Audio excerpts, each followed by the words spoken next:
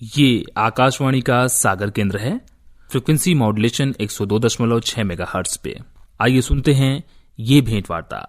इस भेंटवार्ता का विषय है नोवल कोरोना वायरस कोविड-19 उपचार एवं सावधानियां। विशेषज्ञ हैं डॉक्टर तलहा साद, एसोसिएट प्रोफेसर एवं विभागाध्यक्ष टीबी एवं चेस्ट विभाग, बुंदेलखंड मेडिकल कॉलेज सागर, और इनसे बात की है दीपक निषाद ने। तो आइए सुनते हैं ये भेंटवार्ता। श्रोताओं नमस्कार, स्वागत करते हैं आपका इस भेंटवार्ता में। और आप सभी जानते हैं कि इस वक्त पूरी दुनिया में कोरोना वायरस को लेकर के चर्चा है, कोहराम मचा हुआ है। भारत भी एक ऐसा देश है जहां पे इसके मरीज पिछले कुछ दिनों में बढ़ते जा रहे हैं। तो जरूरी है कि इसके बारे में जन सामान्य के बीच में चेतना का स्तर जो है उसमें विस्तार हो और लोग इसके बारे में जानें कि आखिर कोरोना वायरस है क्या। इन तमाम बिंदुओं पर बात करने के लिए हमने आज अपने स्टूडियोज में बेहद खास मेहमान को आमंत्रित किया है, जो कि फ्रंट लाइन फाइटर हैं और सीधे कोरोना मरीज या संदिग्ध जो हैं उनके बीच में काम करते हैं, उनको आइडेंटिफाई करते हैं, जांच होती है उनकी और उनका इलाज करते हैं। हम आपका परिचय करवा दें। आप डॉक्टर तलहा साद हैं, आप विभागाध्यक्ष हैं एवं एसोसिएट प्रोफेसर हैं टीबी एवं चेस्ट विभाग, बुंदेलखंड मेडिकल कॉलेज सागर। इसके साथ ही साथ आप नोडल अधिकारी भी हैं corona response team Bundelkhand medical college Sagar में। आपका हम बहुत बहुत स्वागत करते हैं अपने स्टूडियोज में। धन्यवाद। हम बातचीत शुरू करें उससे पहले डॉक्टर तलहा साद, आपके माध्यम से हम तमाम स्वास्थ्य कर्मियों, चिकित्सकों को जो लगातार 24 घंटे इस महामारी से लड़ाई लड़ रहे हैं और मानवता की बहुत बड़ी सेवा कर रहे हैं, चूंकि आप उसके एक प्रतिनिधि हैं, आपके माध्यम से तमाम मेडिकल स्टाफ, चिकित्सा कर्मियों को हम आकाशवाणी के श्रोताओं की तरफ से आभार प्रकट करते हैं। धन्यवाद। अब हम बातचीत शुरू करते हैं और सीधे अपने विषय पर आते हैं।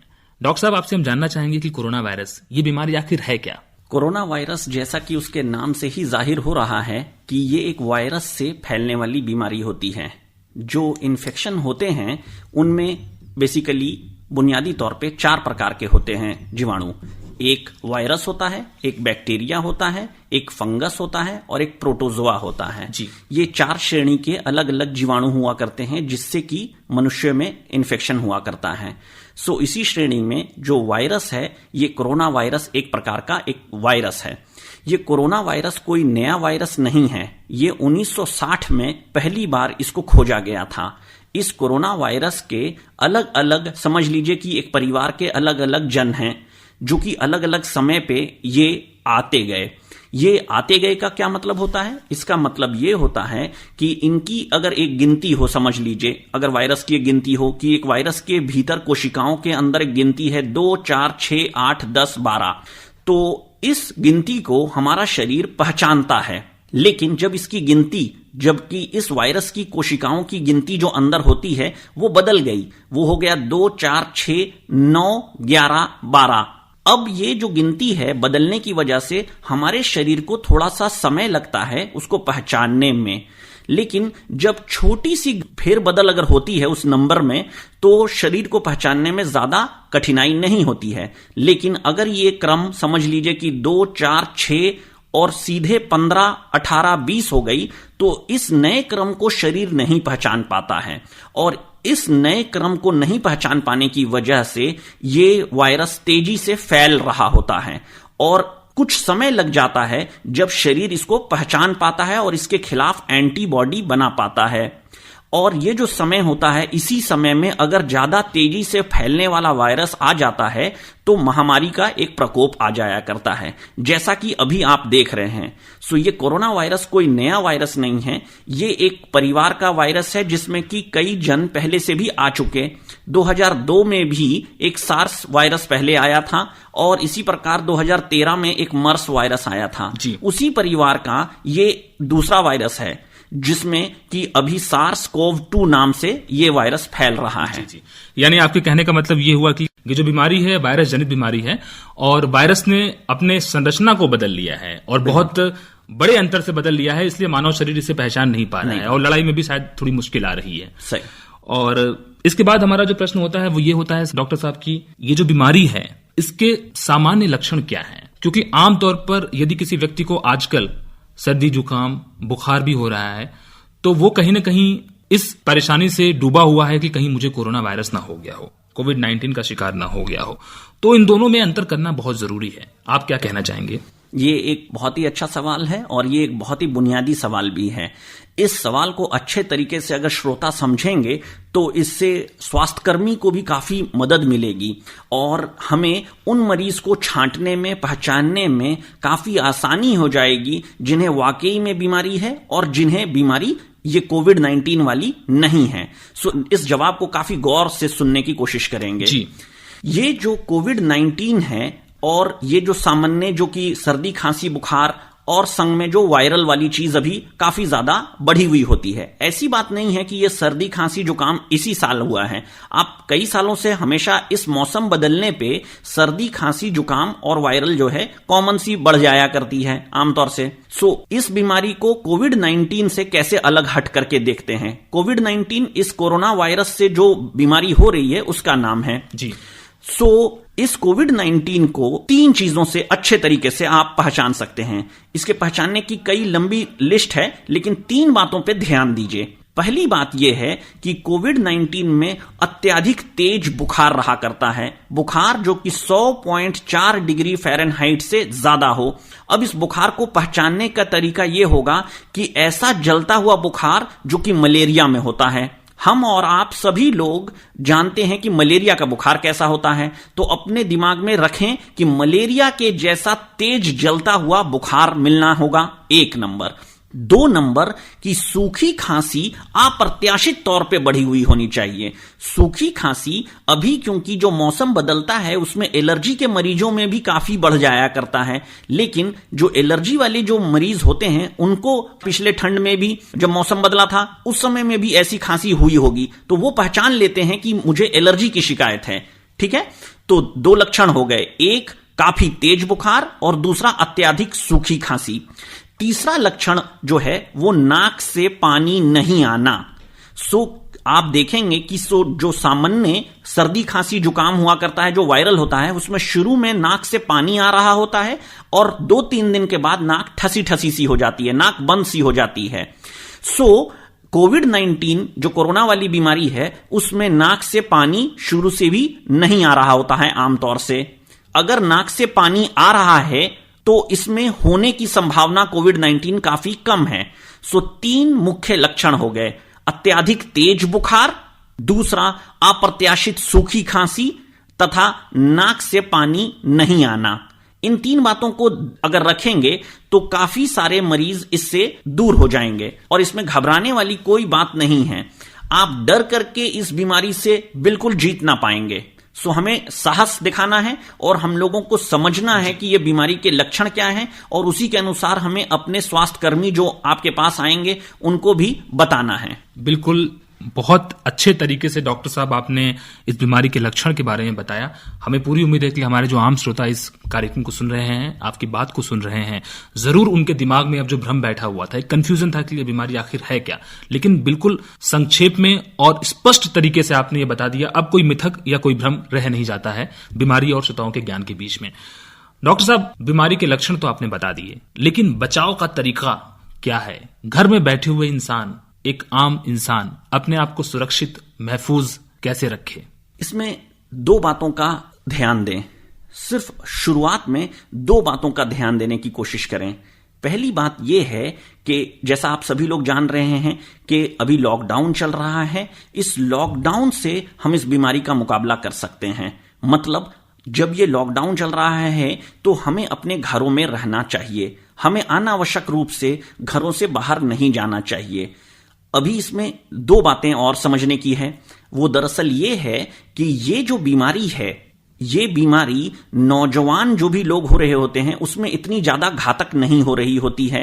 सो मैं उसको एक आम तौर से एक बताने चाहता हूं कि 100 लोग अगर नौजवान श्रेणी के हैं तो उनमें से 90 लोगों में ये बीमारी कोई विशेष लक्षण नहीं ला पाएगा, लेकिन वो कैरियर बन जाएंगे अगर वो अनावश्यक रूप से बाहर घूमा घामी कर रहे हैं तो।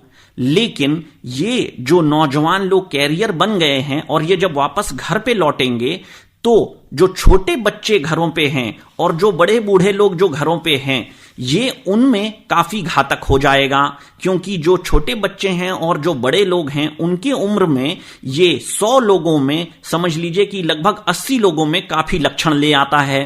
सो ये जो लोग घूमा घामी बाहर कर रहे हैं अनावश्यक रूप से, वो अपने घरों के लिए ही घातक साबित कर रहे हैं।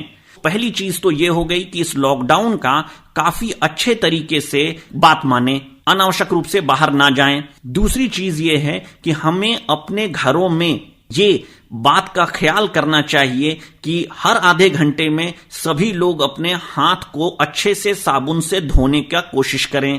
3 नंबर चीज ये है कि जब भी खांसे छींकें तो अपनी कुहनी के ऊपर खांसने छींकने की कोशिश करें, हाथ हथेली के ऊपर कभी भी खांसे छींके नहीं। सो इस बात का ख्याल रखें कि जब भी खांस रहे हैं तो कोहनी के ऊपर रख करके खांसने की कोशिश करेंगे।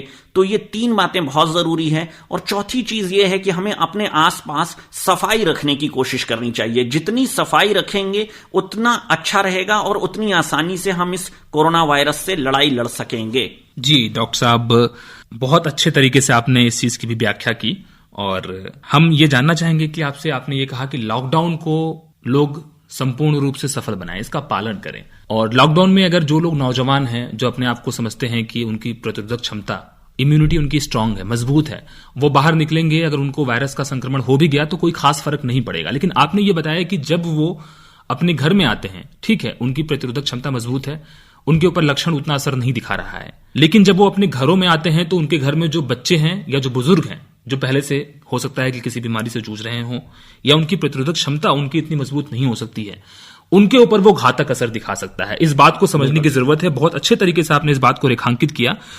और इसमें एक बात यह भी होती है कि लॉकडाउन में हम हमेशा ये बात बोलते हैं कि लॉकडाउन से कोरोना वायरस के प्रसार का चक्र टूटेगा। तो ये प्रसार चक्र कैसे बनता है और लॉकडाउन कैसे इस चक्र को तोड़ने का काम कर रहा है, ये क्या विज्ञान, ये हमें बताइए आप।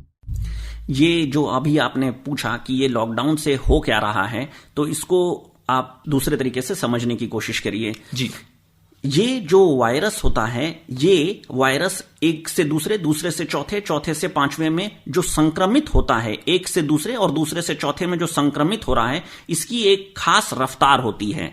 हर बीमारी की एक से दूसरे और दूसरे से चौथे फैलने की एक रफ्तार हो रही होती है। इसे हम अपनी डॉक्टरी भाषा में R0 बोलते हैं, ठीक है। अब ये जो R0 है, ये जो एक से दूसरे और दूसरे से चौथे को फैलने की जो क्षमता है, ये आप समझ सकते हैं कि कॉमन कोल्ड या जो सर्दी जुकाम है उसमें 1.4 है, 1.4 है। और कोरोना वायरस जो अभी बीमारी कोविड-19 है, इसके फैलने की क्षमता 3 है। मैं इसको सरल भाषा में आपको समझाता हूं कि अगर एक व्यक्ति को सर्दी जुकाम हो गया हो और वो बाकी लोगों से मिलजुल रहा हो, सो अगर एक व्यक्ति जिसको सर्दी जुकाम हुआ हो, एक से दूसरे और दूसरे से तीसरे और तीसरे से चौथे, ऐसे अगर वो 10 लोगों से मिलता है, 10 तक, अगर ये एक के बाद 10 तक होता है, तो वो सिर्फ और सिर्फ 1 हफ्ते के भीतर 14 लोगों को फैला पाएगा। मैं अपनी बात को फिर से रिपीट कर देता हूं कि अगर सर्दी खांसी जुकाम वाला व्यक्ति अगर एक के बाद 10 लोगों से मिलता है, तो 1 हफ्ते के भीतर मात्र 14 लोगों को ही ये बीमारी फैला सकता है। लेकिन ये जो कोरोना वायरस की बीमारी अभी फैली हुई है, इसको अगर वो एक के बाद दूसरे और दूसरे के बाद तीसरे, तीसरे के बाद चौथे, ऐसे 10 लोगों से अगर मिलता है 10 तक, तो 1 हफ्ते के भीतर वो 59,000 लोगों को बीमारी फैला सकता है। तो आप देख रहे हैं कि जो सर्दी खांसी जुकाम जो सामान्य हो रहा होता है, वो 1 हफ्ते के भीतर सिर्फ 14 लोगों को फैला पा रहा है। और जो कोरोना वायरस की बीमारी है, अगर वो 1 हफ्ते अगर वो खुले में घूम रहा है, तो 59,000 लोगों को यह बीमारी फैला देगा। तो आप अंदाजा लगा लीजिए कि ये कितनी तेजी से संक्रमण फैला देगा अगर आप और हम ईमानदारी से इस लॉकडाउन का पालन नहीं करेंगे तो। डॉक्टर साहब, आप लोगों से बात करके कई बार विशेषज्ञों द्वारा ये सलाह भी आती है कि डरने की जरूरत नहीं है, ये बीमारी बहुत घातक नहीं है। लेकिन जैसा कि आपने अभी बताया हमें कि कैसे सामान्य फ्लू 1 हफ्ते में सिर्फ 14 लोगों को संक्रमित करता है, जबकि कोरोना वायरस 59,000 लोगों को संक्रमित करने की प्रायिकता इसमें होती है। 59,000 लोगों को संक्रमित कर सकता है यदि वो व्यक्ति लगातार घूमता रहे, तो उसके माध्यम से जो प्रसार होता है। क्या ये बीमारी जो है इतनी खतरनाक है? लड़ना तो है हमें इससे, लेकिन इसे खतरनाक मानना उचित है? लोग घर में दहशत ज़दा हो जाते हैं, खौफजदा हो जाते हैं कि कोरोना वायरस इतनी खतरनाक बीमारी है। कई लोग अवसाद में भी चले जाते हैं। क्या उन्हें घर में बैठ करके इतने डरने की जरूरत है, जबकि वो बाहर किसी व्यक्ति के संपर्क में नहीं आ रहे हैं? ये एक बहुत ही जरूरी सवाल है, सभी लोगों के समझने की जरूरत है कि अगर 100 लोगों को कोरोना वायरस हुआ है, 100 लोगों को अगर कोरोना वायरस हुआ है, तो उसमें से 30 से 40 लोगों में एक भी लक्षण नहीं आ पाते हैं और वो पूरी तरह से इस बीमारी से बाहर भी आ जाते हैं। उनको पता भी नहीं चलता, उनको पता भी नहीं चलता कि उनको ये बीमारी हुई है और वो लोग इस बीमारी से बाहर आ जाते हैं। 100 में से आप समझें कि 81 लोग ऐसे होंगे जिनको कि थोड़े छोटे मोटे लक्षण होंगे और वो इस बीमारी से बाहर आ गए। तो 40% तो ऐसे हुए जिनमें बिल्कुल ही लक्षण नहीं आए और 41% ऐसे हुए जिनमें थोड़े बहुत लक्षण आए। सो पूरे मिलाकर के 81% ऐसे हो गए 100 में से जिनमें कि बहुत विशेष कोई लक्षण नहीं आ रहा है और वो इस कोरोना वायरस की बीमारी से पूरी तरह से बाहर आ रहे हैं। 14% लोग ऐसे होंगे जिनमें कि गंभीर बीमारियां होंगी और उनको अस्पताल में भर्ती करना होगा। 4% ऐसे लोग होंगे जिनमें कि ये बीमारी काफी गंभीर होगी और उनको आईसीयू में भर्ती करना होगा और उनकी स्थिति काफी नाजुक हो जा सकती है।